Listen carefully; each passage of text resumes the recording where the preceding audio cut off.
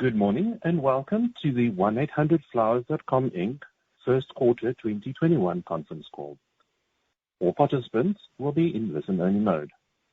Should you need assistance, please signal a conference specialist by pressing the star key followed by 0. After today's presentation, there will be an opportunity to ask questions.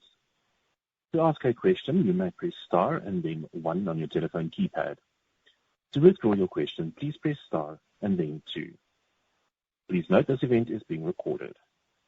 I would now like to turn the conference over to Joe Petito, Senior Vice President of Investor Relations and Corporate Communications. Please go ahead, sir.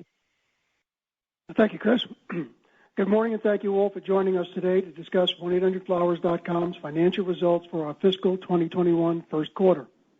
For those of you who have not received a copy of our press release issued earlier this morning, the release can be accessed at the Investor Relations section of our corporate website at www.1800flowersinc.com. Our call today will begin with brief formal remarks, and then we will open the call to your questions. Presenting today will be Chris McCann, CEO, and Bill Shea, CFO. Before we begin, I need to remind everyone that some of the statements we will make today may be forward-looking within the meaning of the Private Securities Litigation Reform Act of 1995. These statements involve risks and uncertainties that could cause actual results to differ materially from those expressed or implied in the applicable statements. For a detailed description of these risks and uncertainties, please refer to our press release issued this morning, as well as our SEC filings, including the company's annual report on Form 10-K and quarterly reports on Form 10-Q. In addition, this morning we will discuss certain supplemental financial measures that were not prepared in accordance with generally accepted accounting principles. Reconciliations of these non-GAAP financial measures to the most directly comparable GAAP measures can be found in the tables accompanying the company's press release this morning. The company expressly disclaims any intent or obligation to update any of the forward-looking statements made in today's call, any recordings of today's call, the press release issued earlier today, or in any of its SEC filings, except as may be otherwise stated by the company. I'll now turn the call over to Chris McCann. Thanks, Joe, and thank you to everyone who's joined our call this morning. As you can see, our results for the first quarter really demonstrate the benefits of our business platform, which has positioned us to deepen the relationships we have with our customers and to drive sustainable long-term growth. For the quarter, we achieved 51.5% revenue growth, driven by 85% e-commerce growth. This reflects the momentum we have in our business as we continue to drive strong, profitable growth across our 3 business segments. In fact, Q1 represented the 6th consecutive quarter in which our 3 business segments, Gourmet Food and Gift Baskets, Consumer Floral and Gifts, and BloomNet, each recorded solid year-over-year growth. And we see strong momentum in our business continuing. Based on some of the key macro trends that we see today, trends that, quite frankly, have been accelerated dramatically by the current environment, condensing what may have taken 5 years into less than 1 year for sure. First, the tremendous shift of consumers to e-commerce shopping, where we are positioned as a leader with our all-star collection of brands. Second, the increase in nesting. As people are spending less time traveling and more time at home, everything centered around the home, people are seeking to add more comfort and convenience to their new stay-in-place lifestyle. And third, the prevailing sentiments that have emerged from these challenging times. Specifically, people's need to connect and express themselves to the important people in their lives. With our vision to inspire more human expression, connection, and celebration, we are uniquely well-positioned to benefit from and build on these trends by leveraging our business platform, which includes our all-star collection of brands, our advanced technology stack, our manufacturing, distribution, and logistics capabilities, and our marketing capabilities with our integrated and growing customer file. With our leadership positions in floral, gourmet foods, and our personalized products, we can solve for more of our customers' needs to connect with more of their recipients for more occasions, thus increasing lifetime value.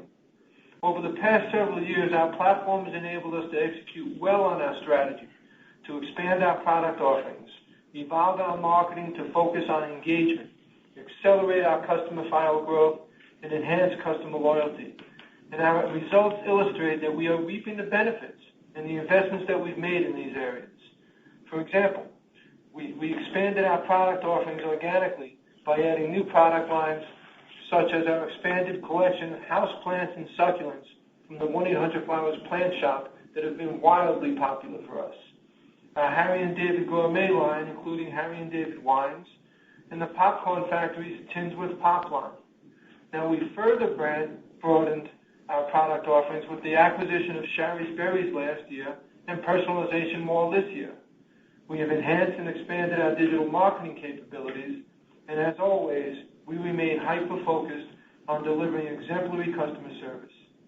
The combination of strategic investment, strong execution, and focus on our customers has brought us to where we are today, a leader in our industry, driving e-commerce growth in our first quarter of more than 85%. As we enter the holiday season, we will continue to leverage our platform and drive our momentum. We expect that demand for our everyday gifting solutions will remain high, and we are gearing up to satisfy as much of that demand as we possibly can. Now, no doubt we'll face some challenges, as will virtually all retailers, as the third-party shipping companies are facing capacity constraints, and qualified labor is not always at our preferred levels. We are working to proactively manage these issues and execute against our plan for strong growth. And as Bill will discuss in a few minutes, our outlook for Q2, which as you know is our seasonally largest quarter, is for record revenue and profits.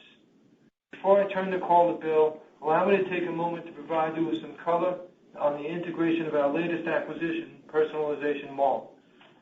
To put it succinctly, we could not be more pleased with the acquisition of PMall and with the great progress that we are making in our integration process. PMall offers a tremendous assortment of products that can be personalized, from glassware to picture frames to throw blankets. And we have a wonderful holiday assortment, which I encourage you to visit and browse.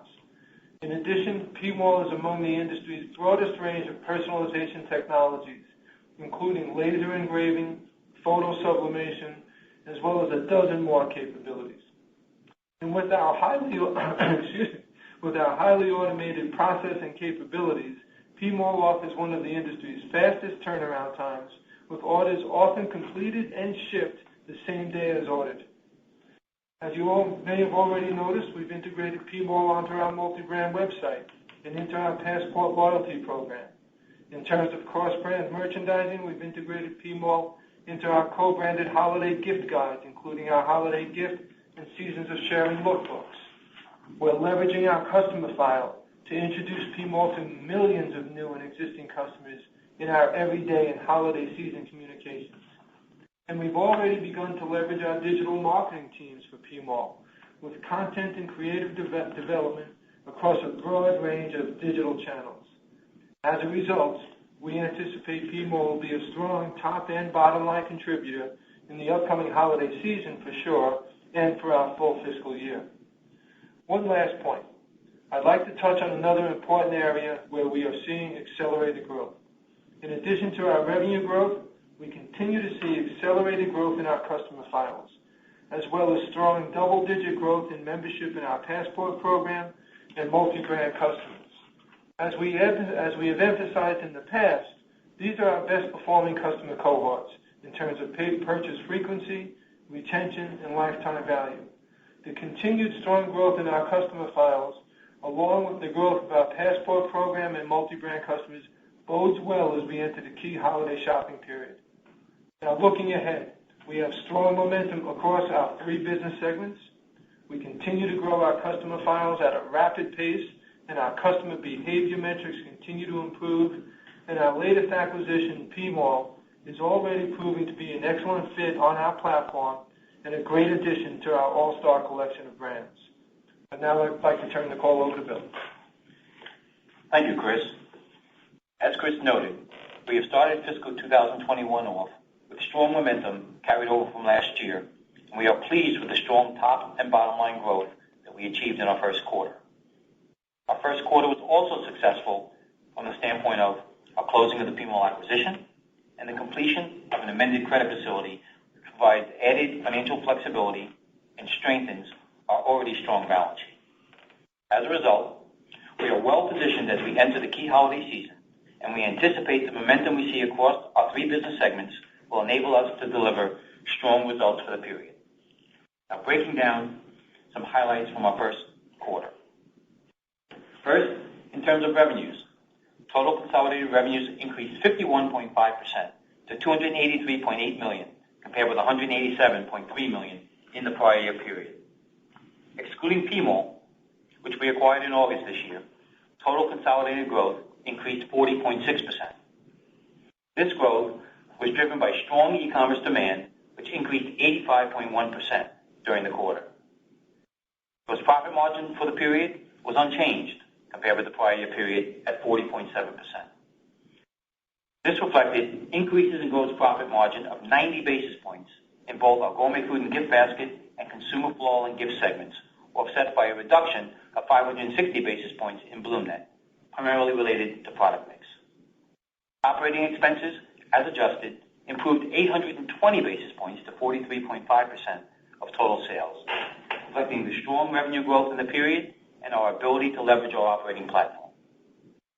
Operating expenses, as adjusted, exclude the impacts of the company's non-qualified deferred 401k compensation plan and one-time costs primarily associated with the acquisition of PMall. As a result of these factors, we improved our adjusted EBITDA by 128.7%, or $14.5 million, to $3.2 million, compared with a loss of $11.3 million in the prior year period. Our adjusted net loss for the period also improved nicely to $6.5 million, or a loss of 10 cents per share, compared with an adjusted net loss of $15.3 million, or 24 cents per share in the prior period. In terms of our segment results, in our recently renamed Consumer Floral and Gift Basket segment, which now includes PMall, we grew revenues 78% for the quarter. The 1-800-Flowers brand grew approximately 55% on the largest revenue base in the industry, thus further expanding its market leadership position. Gross margin in this segment increased 90 basis points to 40.6%, compared with 39.7% in the prior year period, primarily reflecting contributions from PMall. Segment contribution margin increased 125.7%, or $10.7 million, to $19.2 million, compared with $8.5 million in the prior year period, primarily driven by the 1-800-Flowers brand, which accounted for more than $8 million of the increase. In our BloomNet business, revenues increased 28.7% to $32.7 million, compared with $25.4 million in the prior year period, reflecting significant growth in wholesale products, including fresh floral and hard goods, and growth in order volumes, both from the 1-800-Flowers brand as well as from florist to florist orders. Clearly, the decision we made to help florists back in the early days of the pandemic, including waiving membership fees and providing various products and services at reduced prices, is paying off, as more florists are buying more products and services from BloomNet, in addition to fulfilling increased order volumes.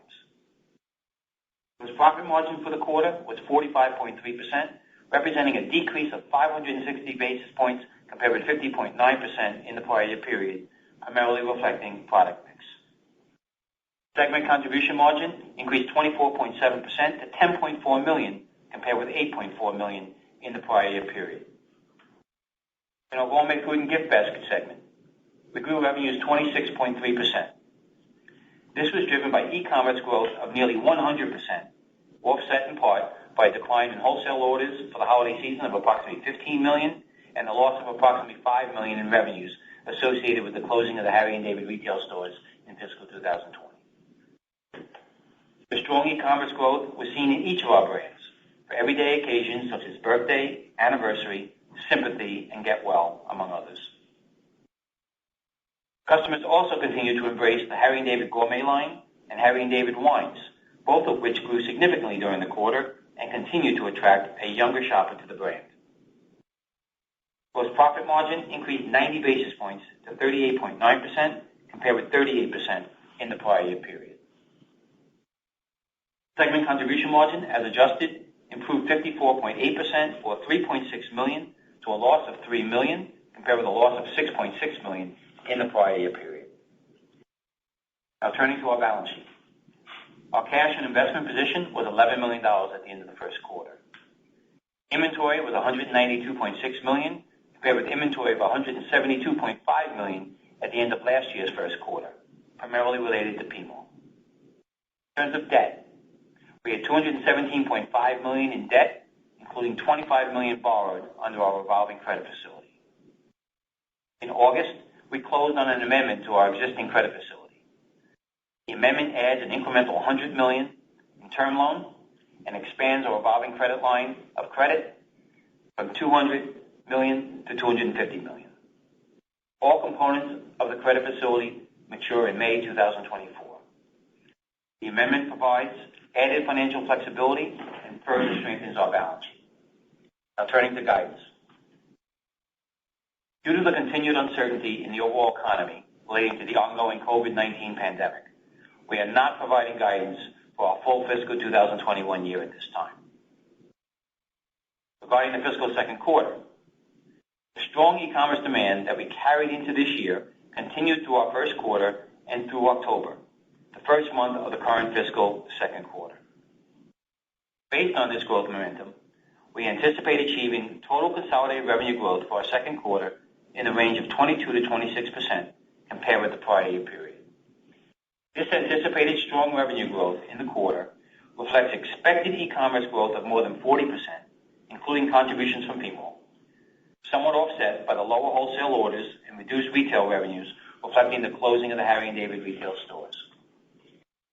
Regarding bottom line results for the second quarter, we anticipate that the strong e-commerce revenue growth, combined with contributions from PMall, will help offset certain headwinds, including increased costs from third-party shipping vendors, higher labor costs, higher operating costs due to the COVID-19 pandemic, and the lost contribution in the wholesale and retail channels during the quarter. As a result, we anticipate driving adjusted EBITDA and EPS growth in the range of 18 to 23% for the quarter compared with the prior year. I'll now turn the call back to Chris. Thanks, Bill. So as you can see, we had an excellent start to fiscal 21. Our top and bottom line results for the first quarter represent the continuation of the growth momentum that we built for the past several years. In our gourmet floral and gift business, 1-800-Flowers brand continues to extend its market leadership position with strong e-commerce growth on the largest revenue base in the industry. This is now complemented by the acquisition of PMall, which is already proving to be an excellent fit on our platform and in our all-star collection of brands, making us a leader in the fast-growing category of personalized products for gifting and home decor. In BloomNet, we are further expanding our market share position with increasing order volumes and growing wholesale business. In our gourmet food and gift basket segment, we have continuing strong e-commerce demand for Harry & David's expanded product offerings, as well as a growing assortment of innovative, on-trend top products from the Popcorn Factory, Cheryl's Cookies, and our other great gourmet brands. In addition, we're continuing to grow our customer file across the enterprise with accelerated new customer growth, increased demand from existing customers, and growing membership in our Passport program. And perhaps most important, we've begun to engage with our customers differently through an open two-way dialogue, such as our weekly Celebrations Pulse letters that Jim and I send out to customers designed around empathy and emotion rather than a transaction. These efforts are helping to deepen the relationships we have with our customers and build customer loyalty as our customer file evolves into an interactive customer community. So as we head into the key holiday season, we're very well positioned to deliver again an excellent customer experience and drive continued strong top and bottom line results. With that, I turn to Chris to open the call for questions. Chris, would you please repeat the directions again for the Q&A? Of course, sir. Ladies and gentlemen, we will now begin the question and answer session. To ask a question, you may press star and then 1 on your telephone keypad. If you are using a speakerphone, please pick up your handset before pressing the keys. To withdraw your question, please press star and then 2. Our first question comes from Dan Kurnos of the Benchmark Company. Please go ahead. Yeah, good morning. Chris, just on the KPIs you gave around Passport and multi-brand. I just wanted to be clear, were those year-over-year growth rates? And if so, is there any color you can give us on sequential improvements and maybe some color around, again, like you did last quarter, the profile of new customers coming to the site? Are they taking, what's the percentage chance they take Passport and become multi-brand? And then on PMall, it sounds like you're probably further along the integration path than I think you were talking about on the last quarter. That's a good thing, I think, especially if there's reduced mobility. It feels like personalization should do well this holiday period. Is there anything, I know it's super early and you just closed it and integrated it, is there anything you can kind of tell us in what you're seeing from that particular customer channel, how they behave relative to sort of your traditional customer set, and whether or not they are more or less inclined to browse other brands? Sure, Dan. Thank you very much for the question. As we look at the numbers that I gave you on the Passport, we're seeing double-digit growth rate. That is year-over-year, not sequential. We don't really report on quarterly sequential numbers. With our seasonality business, year-over-year comparisons, we can feel much better. What we're seeing is good double-digit growth in both people becoming multi-brand customers as well as people joining the Passport program. As we do that, and with the accelerated growth that we're seeing in new customers, we're also seeing, and I think I mentioned this last quarter as well, we're also seeing an increased conversion rate or take rate from both existing and new customers, very importantly, into the Passport program, and a nice lift on that increased conversion rate year-over-year. We don't publicize the number, but it's been a nice lift that we're seeing. So all of that's very encouraging for us. And what we're seeing in the everyday customer file is a larger percentage of our customers every day being Passport members and or multi-brand customers. And with that drives the increased frequency, the increased spend that comes along and, following that first purchase. So working very, very well for us that we're seeing now in the Passport and the multi-brand efforts. And still, I would say we're still early stages on some of our cross-brand merchandising capabilities and cross-brand marketing capabilities. So that leads me then to your answer on your question on Personalization Mall. Very, very early. We're very pleased with the progress that we're making on the integration. We're thrilled to have it up on our website. We just got it up this week, so I really don't have any strong indication of cross-brand migration. We got the tab up there. What we did see was some good response to the communication we sent out to our Passport members, as well as to the general customer database, as we had to inform them of their new login, or the fact that their login capability would now work, their PMall login credentials would work on the 1-800-Flowers platform as well. And we saw some good feedback in response to that. So the PMall business on its own is performing ahead of our expectations, and the very early indications that we have are that the product line will be very well received by the 1-800-Flowers existing customer base. Got it. That's helpful. And then maybe just one quick follow-up, and then one for Bill. Just in terms of sort of the forward growth trajectory, Chris, because this is becoming sort of more of a talking point. I know that you guys still, it feels like your customer base, you're just starting to scratch the surface. How do we think of the balance between growing the customer file and expanding wallet share? Do you have a sense of kind of what wallet share you have currently as a percentage of your existing customers' gifting budget? No, we don't really look at the wallet share so much. What we're focused on really is our internal metrics, the customer behavior metrics. We're seeing a frequency, retention, and thus lifetime value. So that we're seeing move nicely in the right direction, and that's what really gives us really good, strong confidence with sustainability of our growth rate going forward. Okay, fair enough. And then just for Bill, obviously, you mentioned kind of the plethora of headwinds that you're facing. Is there any way to quantify kind of what you think the margin impact is from COVID, and sort of what are you putting in place? Are you giving up maybe some margin to try to get either, I know you usually do this ahead of like Valentine's Day, but are you giving up some margin to try to get sort of pull forward in demands so you can make sure you get everything out? Or are you doing other things to try to, increase the flexibility of shipping dates like you had around Mother's Day, which is a lot tougher around the holiday season, obviously? Yeah, Dan, as we've mentioned, we're very similar to many companies out there that face the headwinds that we've mentioned, those headwinds being higher shipping costs, higher labor costs, and COVID-related, expenses. So that has an impact on us. We've demonstrated, significant leverage in the model in Q4 and Q1 of this year. Our guidance does not show that same level of leverage, but still showing kind of record numbers in our second quarter for both top line, as well as bottom line. The ability to move, yes, we, as much as you'd like to incentivize customers, to buy early, with perishable products, it's hard for them to accept shipping early, and that's where the challenge is with the shipping, with our third-party shippers, is having that delivery during the months of December and as we get into the months of December. So we continue to look at incentives to do that, but it doesn't move the needle that significantly. All right, thanks for all the color, guys, and another nice print. Great, thank you, Dan. Thank you. The next question is from Alex Furman of Craig-Hallum. Please go ahead. Great. Thanks very much for taking my question.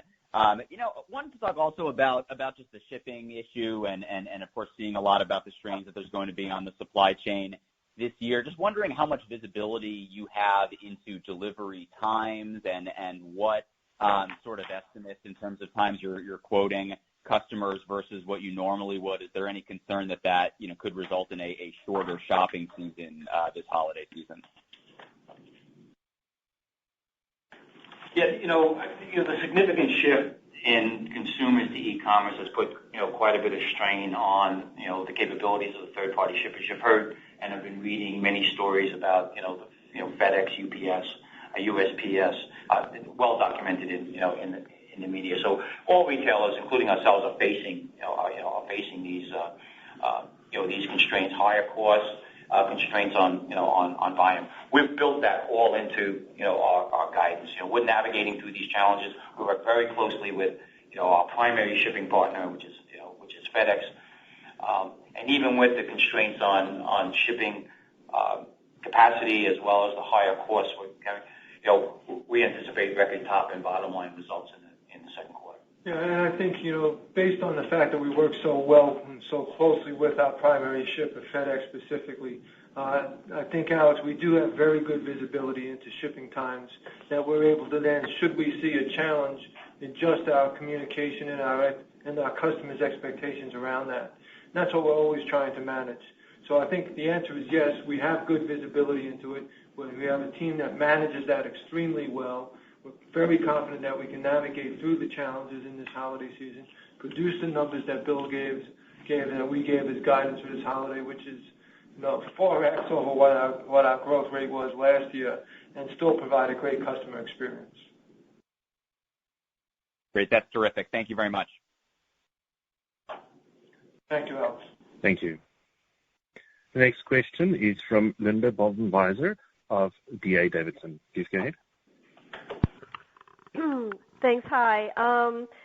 So I think there's been some investor questions around how well you think you can maintain or retain the customers that you're gaining here during the pandemic. So maybe you could comment on that in terms of kind of retention. And also, I think your average purchase rate is about 1.7 times per year, maybe at least for floral. Is there any indication that that's actually increasing because people are participating more in e-commerce gift giving? Thanks. Sure. Thank you, Linda. Thank you for that question. As we look at our business and the momentum that we've built over the past few years, it's very encouraging to see that just continue to grow. So it's been several years now that we've been building that growth momentum, increasing our customer file, new customers, as you pointed out. Then we look at what's been the impact of the pandemic on business in general. And it's really been a binary impact. There are certain businesses like restaurants, bars, retail, brick and mortar retail stores that have just been devastated by it. Then there's businesses like us, e-commerce businesses that have reaped the benefits of it. And as we said early on, we've been leaning into that opportunity to grow our customer file even more aggressively with fantastic new customer acquisition growth rates that we're seeing. And why? It's because it's behind the three trends that we see coming out of this pandemic. The trend of a dramatic shift of consumers to e-commerce shopping, from offline to online. That went from 14% up to 40% of sales. It's probably moderated somewhere between 30 and 40 right now, but that's not going away. That's not changing. Then we look at the second real trend of nesting and how our products like plants and floral and gourmet food gifts fit so well into that trend. And now we've really enhanced that even further with the personalization mall product line in front of the trend of nesting. And then the third real trend that we're seeing that we believe we are so well suited for with our vision to inspire expression, connection, and celebration is that we've all learned that there is a strong human need to stay connected to the people in your lives. And people turning digitally, looking to companies like ours to help them do that. So you take those components, the momentum we had, the trends that we see that we're so well positioned for, the benefits of the platform that we've built over the years, the customer file size, and the increasing behavior metrics that you asked about. Yes, we are seeing increased behavior metrics of frequency and retention and customer lifetime value.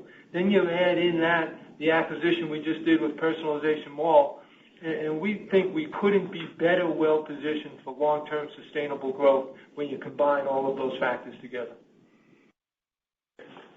Great, thank you. And then also, can you, I think in the past periods at least, you had given some concessions to BloomNet florists, maybe some waiving or something of fees or something of that nature. Can you update us on if that's still going on or if that's something in the past, and can you quantify that, and does that affect the revenue line or the gross margin line of BloomNet, or can you just give a little more color on that? Well, Linda, thank you very much again. As Bill mentioned in his remarks, back in Q4, when the pandemic really first started to hit, we gave some concessions and reduced pricing to our florists, waiver of some fees, and other ways, marketing programs that we could help the florists. That's what we do. That's our business, is to help our florists compete and to grow. And in that mode, our focus was to make sure we helped our florists survive, which they've done very nicely. That's turning around and benefiting us now, as we pointed out, with the growth of people choosing to send their orders through BloomNet as opposed to some of the other competitors in the market, and purchasing more from BloomNet in the wholesale products, again, as opposed to other competitors in the market. So we're seeing that customer loyalty. Bill, I'm not sure if that, you can quantify from the last quarter, right?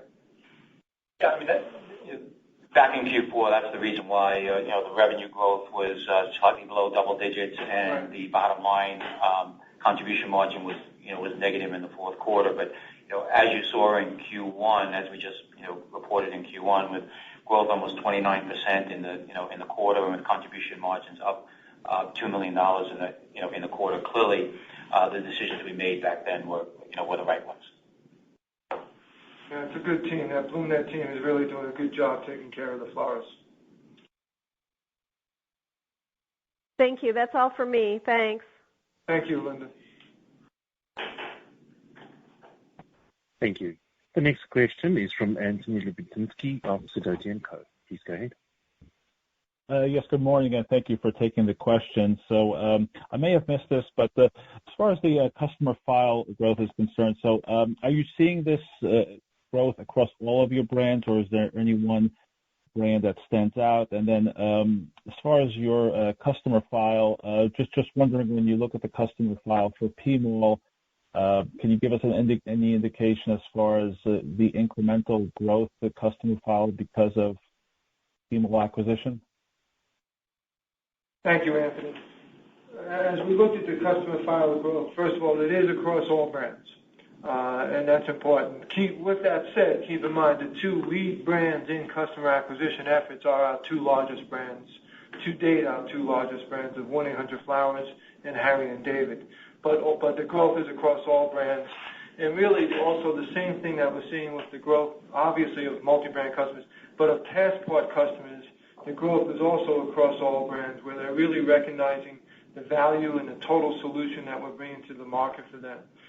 So we're very, very pleased with the visibility we have there. As we look at the PMall numbers, I forget the total, the 12-month active numbers, about 1.5, 1.8 million in that range, 1.5 to 1.8 million 12-month active customers from PMall that we'll be adding into our file. And again, what we see there, and one of the things we're very excited about, is the expanded product line that helps to solve for more of our gifting needs. The broader range of price points from the PMall product line, there's more lower price point items in there. The expanded product line, the lower price points, we believe will help drive the frequency of usage across our customer base even further, as we give our customers more products to meet more of their recipients at more price points, to really just help drive lifetime value for us.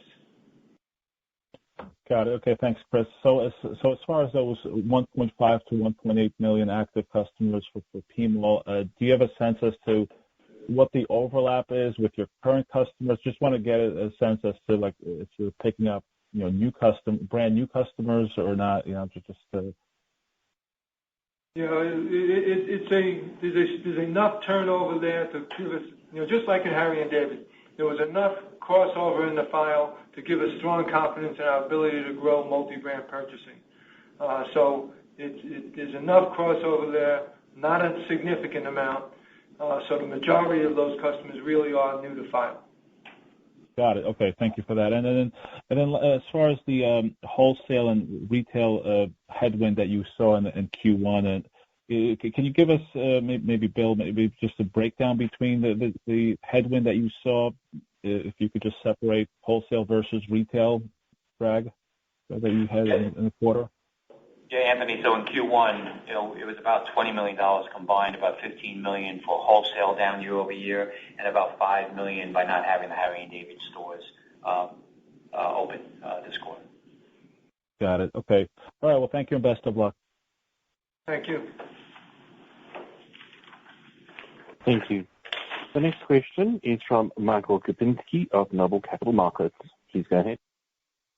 Thank you, and congratulations on your quarter, and thanks for taking my questions. I know that in the past, during the midst of COVID, that you indicated that you weren't seeing any product disruptions from China, and I know that this is a big inventory quarter. So I was just wondering if you can just give us a sense of whether or not you have shifted products, your suppliers away from China, and what the type of increases in your inventory that you have seen. Yeah, Michael, thank you. I think as we look at the inventory, we've been very fortunate that, first off, the imports from China for us are not a significant part of our supply chain. And even early on, we saw some disruption, not a lot, more just late shipping getting in, and that caused a little bit of problem back in the March, April time period. Things have got better since then. And really, the big concern was as we moved into this holiday season, what would happen as far as inventory coming in, components that we bring in from China. While they run a week to 2 weeks late sometimes, that has not caused a major disruption. We've been able to utilize that and service our customers appropriately without any major interruption. So that's worked out well for us. We've looked at shifting some capabilities, some sourcing out of China, and we've done a little bit of it, but even really as we've studied it more and more, the other geographies just really aren't set up like China. So even with some of the challenges, even with some of the tariffs coming out of China, we're still better off sourcing there than many other places around the world, although we continue to look at mitigating any risk that might exist. Gotcha. In terms of PMall, I was just wondering in terms of the revenue trajectory there, given the impact that business has probably seen in terms of COVID. And then also, if you could just talk a little bit about, I know that the governor of Illinois has placed additional restrictions in certain areas of the state, whether or not any of those restrictions have affected PMall, given that it's based outside of Chicago.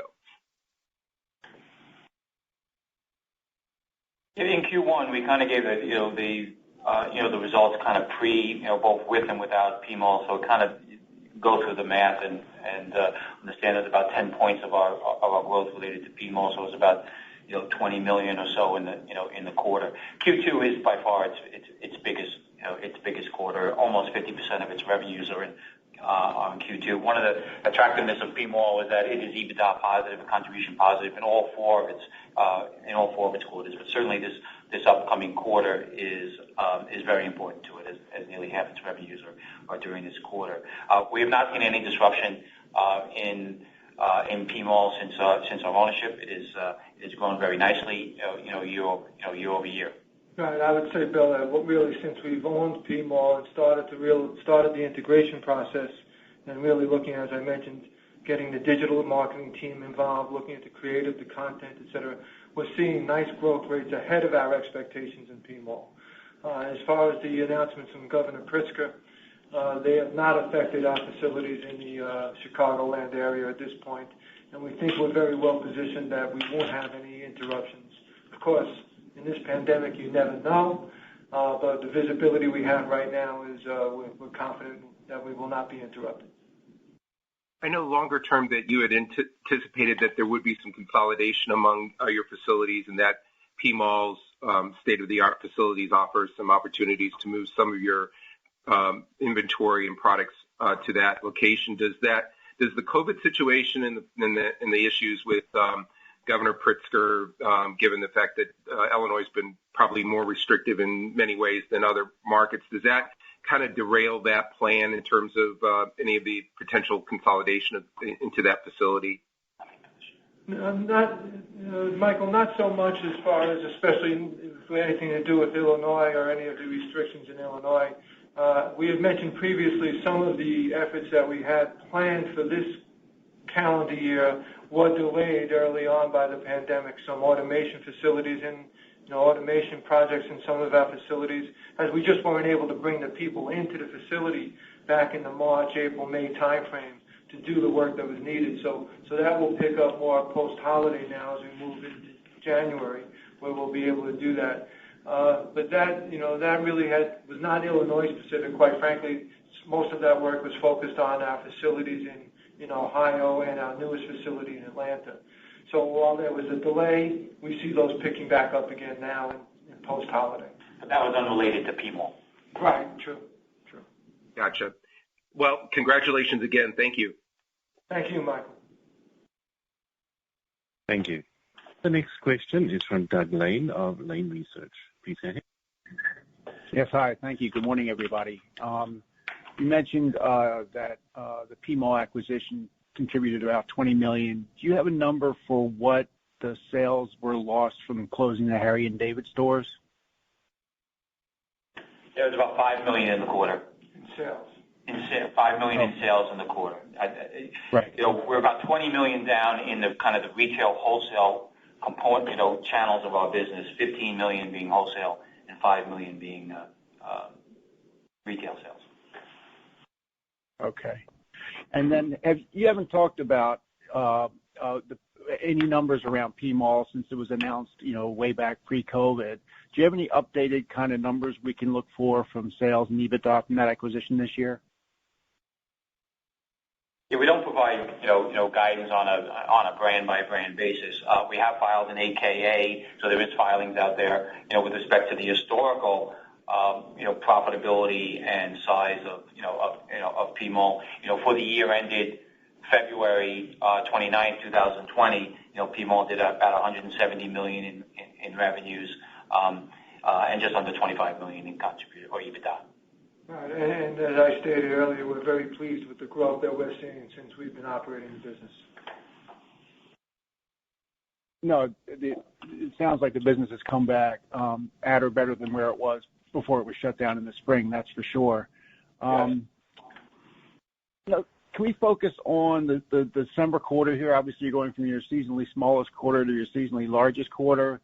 And, Chris, how do you look at the biggest constraint in the growth in the December quarter? Is it generating the demand, which seems to be there, or are you more concerned about capacity? Because this is a big quarter, and these are big growth numbers from a sales standpoint. And we know about the bottlenecks at the third-party shippers, but then even internally at Harry and David and just your whole infrastructure, how should we think about just bottlenecks from a capacity standpoint? Thank you, Doug. I think, as I mentioned earlier, as we look at the things that have developed in this pandemic and some of the trends that we've seen, we've seen this accelerate change more than anything else in so many different fields. We've seen this accelerate the growth in e-commerce, not just for our business, but for many businesses. We've seen it accelerate changes in healthcare and everything else. So I think what we've seen is an accelerated growth rate for our business, and that brings certain challenges with it for sure.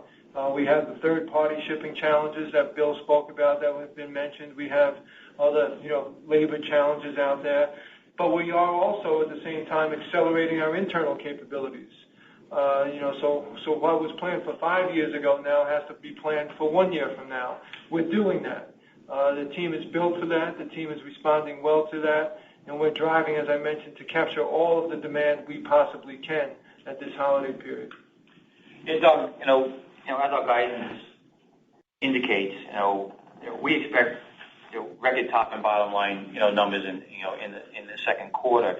The growth rates are not the same as Q4 and Q1, but looking at our business on a sequential basis, not really relevant as you indicate. With the kind of size of the second quarter and the shift to the holiday gifting, by far the second quarter is our largest quarter. But we continue to see very strong e-commerce demand. We anticipate that carrying forward through the holiday season. But as we've stated, we have to offset the revenue declines in our wholesale and retail channels. The challenges that you mentioned with the third-party shippers, with some internal labor, they're not unlike every retailer and e-commerce company out there. But with that said, the guidance we're providing is for our fiscal second quarter to be strong growth in the second quarter. The midpoint of our range is $150 million worth of growth in the quarter.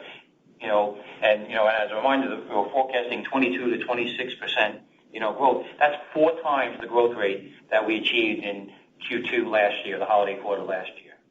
So we're anticipating a very strong second quarter. Okay. Thank you. That's very helpful. Thank you, Doug. Thank you very much. Thank you. Our next question is from Tim Byringle of Northcoast Research. Please go ahead. Thank you. Just one quick question for Bill on the wholesale portion of the gourmet food gift basket segment. Typically, there is a lot of noise between when your partners take delivery of the gift baskets, and I was wondering if you could help clarify if there were any shifts between the first and second quarter. Do you expect a similar 15 million loss number in the second quarter? Any more clarity there would be great. Thank you. Yeah. So, as we indicated, wholesale was down $15 million in the first quarter. I think as we've kind of alluded to in many of our conversations prior to this, that we have some insights into where wholesale demand was going to be for this holiday season. The big box guys make their decisions in the spring, so really in the kind of the height of the pandemic, and all were being very conservative in their buying for holiday gift baskets, and so that channel for us was going to be down, and that e-commerce was going to make up for that.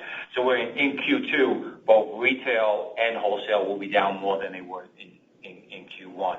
The start of the wholesale season is September, and it runs through September through November. We saw the impact of wholesale being down about $15 million in September. It's going to be down. It's going to be down, slightly more than that in Q2, and retail will be down, significantly more than the $5 million it was down in Q1 because of just because of the holiday nature of this quarter. Right, and with that then being offset by the strong e-commerce growth that we've been talking about, that will certainly help us to offset those declines. Yeah, again, all this is built into our guidance. Right. So the 22 to 26%, growth that we have, the over 40% e-commerce growth offsets the declines in wholesale and retail, and still achieves, again, record, top line numbers. Thank you. Thank you very much. We have no further questions in the queue, and I'd like to hand the call back to the management for some closing remarks. Great. Thank you, Chris, and thank you, everyone, for joining us on the call. Let us know if you have any additional questions. Please don't hesitate to contact us. Certainly, we'd like to wish everybody a very happy and different Halloween this season. And also, I encourage you to visit our lineup of all-star brands to see what we have for the fall season and the holiday season. Especially, I mentioned the great lineup of products that we have in P-Mall for this holiday season that we're just so very excited about. So thank you, and we look forward to any follow-up questions you may have. Thank you very much. Ladies and gentlemen, this conference call is now concluded. Thank you for tuning today's presentation, and you may now disconnect your lines.